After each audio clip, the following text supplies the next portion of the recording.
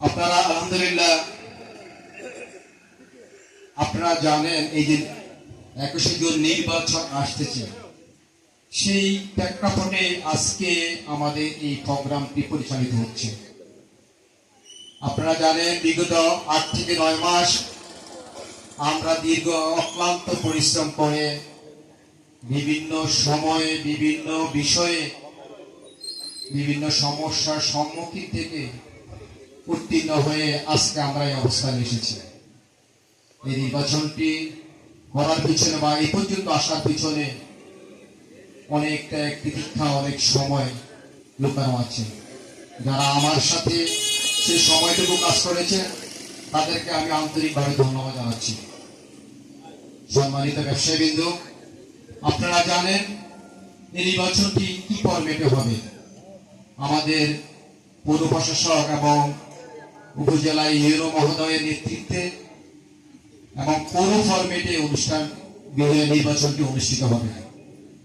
সম্মানিত ব্যবসায়ীবৃন্দ, আমার পূর্বে আমাদের নেতৃবৃন্দরা নির্বাচন নিয়ে এবং নির্বাচন প্রাসঙ্গিক কথা বলে গেছেন। আমাদের সিনিয়র নেতৃবৃন্দরা এখানে উপস্থিত আছেন, বিশিষ্ট সাংগঠনিক ওনারা বিভিন্ন সময় বাজার পরিচালনা করে আসছেন দক্ষতার সহিত। আজকে সময়ের দাবি, এই সময়ের দাবির পরিপ্রেক্ষিতেই আমরা একটি বণিক সমিতি নির্বাচন চেয়েছিলাম, যা রায়পুরের ইতিহাসে প্রথম, রায়পুরের এই ইতিহাসে যা সফল হওয়ার জন্য 21শে জুনের একটি নির্বাচন অনুষ্ঠিত হবে।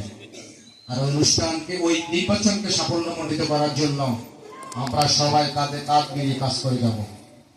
সম্মানিত ব্যবসায়ীবৃন্দ, আমি এই নির্বাচনে আসবো কি আসবো না এই নিয়ে বিভিন্ন সময় যারা আমার শুভাকাঙ্ক্ষী তারা বিভিন্ন মতামত দিয়েছে যে আপনি কোনো প্রার্থিতা ঘোষণা করেন না, আপনি কোন পদে নির্বাচন করবেন।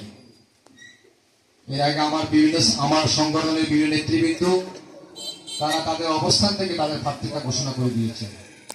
আমি শুধু বলেছি, যদি রায়পুরের ব্যবসায়ীরা চায়, যদি রায়পুরের ব্যবসায়ী নেতৃবৃন্দরা চায়, যদি রায়পুরে যারা ব্যবসা করে তারা চায়, আমি তাদের ম্যান্ডেট নিয়ে, তাদের আলোচনা নিয়ে তারা আমাকে যদি কোনো পদ দিতে চায়, কোনো পদে আসীন করতে চায়, আমি সেই পদে নির্বাচন করব।